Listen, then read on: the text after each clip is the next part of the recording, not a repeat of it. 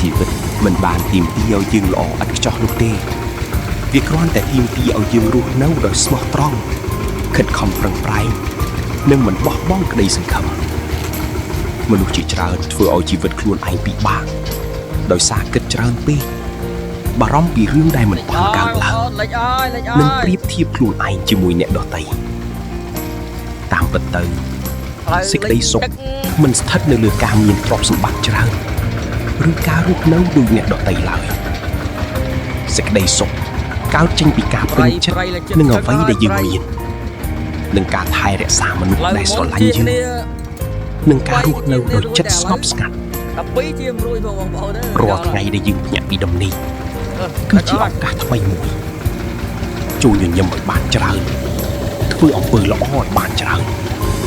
អភ័យទោសឲ្យបានច្រើននិងកុំយករឿងតូចតាចមកធ្វើជាបន្ទុកក្នុងចិត្ត